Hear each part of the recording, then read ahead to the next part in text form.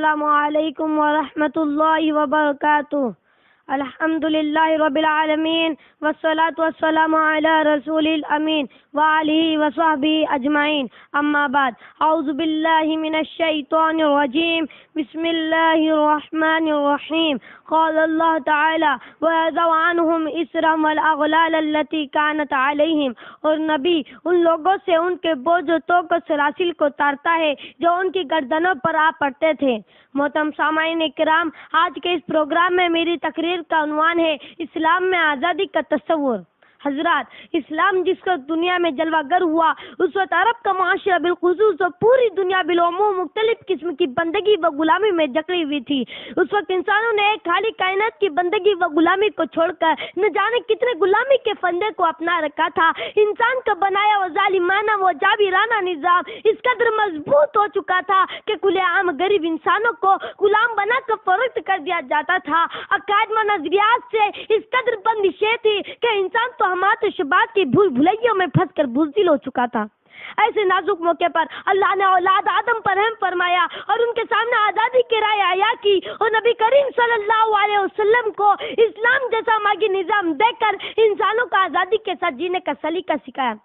نبی کریم صلی اللہ علیہ وسلم نے اپنی 23 سالہ تبلیغی مشن میں جہاں اپنے عذاب کو توحید اور رسالت کی تلقین کی، وہی ان کے دلوں میں ہمت و شجاعت کے جوڑ پیدا کیے، باطل کے سامنے حق بات کہنے کا ہنر سکھایا، ظلم و ظالم کے خلاف آواز اٹھانے کی قوت بخشی۔ چنانچہ آپ کی تعلیم و تربیت کا یہ اثر ہوا کہ صحابہ کرام نے بھی آزادی و شجاعت کو اہمیت دی، اور بڑے بڑے بادشاہوں کے سامنے بھی وہ حق بات کہنے سے کبھی نہیں چکے۔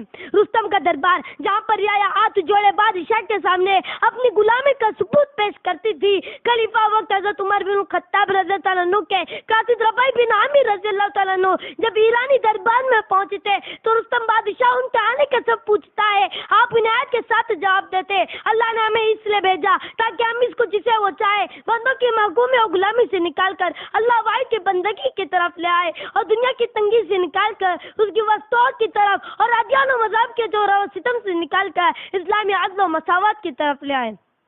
صحابی رسول صلی اللہ علیہ وسلم کے زبان سے نکلے ہوئے ان کلمات و کوششوں کا یہ اثر ہوا کہ چند برسوں کے بعد ایران کی زمین پر اللہ کی بندگی غالب آئی اور غریبوں کی غلامی کا دور ختم ہوا۔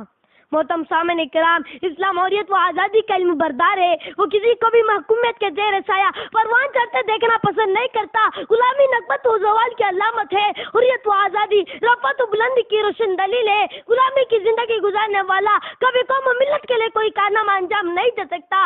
چنانچہ قرآن مجید نے قوم بنی اسرائیل کو بطور مثال پیش کیا ہے۔ یہ وہ قوم تھی جو برصحابہ فرعون کی جابرانہ حکومت کے غلام رہی۔ غلامی نے اس دلوں میں ایسی بزدلی پیدا کر دیا تھا کہ جب وقت کے حضرت موسیٰ علیہ السلام نے اس کو آزادی دلانا چاہا تو اس قوم نے اپنی نبی کی خیر خواہی کو یکائی کا مسترد کر دیا۔ اوذینا من قبل ان تأتینا ومن بعد ما جئتنا، یعنی اے موسیٰ، ہم تمہارے آنے سے پہلے بھی پریشانیاں جھیلتے رہے اور تمہارے آنے کے بعد بھی اذیتوں سے دوچار ہو رہے ہیں۔ محترم سامعین کرام، اسلام ایک آسمانی دین ہے جس کے تعلیمات فطرت انسان کے عین مطابق ہے۔ یہ مذہب جس کسی کے دل میں جگہ پاتا ہے اس شخص کے ناخوانوں میں تجلی بخشا ہے، انسان کو پسند سے نکال کر اس سریا پر پہنچا دیتا ہے۔ یہ مسلمان جب ایک اللہ کے سامنے سر تسلیم کم کر لیتا ہے تو دنیا کی ساری طاقتیں اس کے سامنے کمتر معلوم ہوتی ہے۔ مومن جب اس عقیدے کو سمجھ لیتا ہے تو ظالم جابر طاقتوں کے سامنے جری وامتی ہو جاتا ہے۔ یہی وہ صف تھا جس نے جنگ آزادی میں نہ جانے کتنے علماء مخلصین کو تقدار پر لٹکنے کا شوق دلایا، ملک کو آزاد کرانے کی طرف دی، اور وہ اس مقصد میں کامیاب ہوئے۔ انگریزوں کے جبر و تشدد کا دور ختم ہوا اور مبین وطن کا خون رنگ لایا، یہ دھرتی آباد ہوئی۔ آج ہم اس ملک کے ثبوت ہے، انہیں مبین وطن کے سچے وارث ہے۔ ہمیں اس آزاد ملک کے فلاح و بہبود کے لیے کام کرنا ہے، اللہ کے پیغام کو انسانوں تک پہنچانا ہے، بندوں کو بندوں کی غلامی سے بچا کر ایک اللہ کا بندہ بنانا ہے۔ آئیے ہم مل کر علامہ اقبال کا یہ شعر دہرائیں۔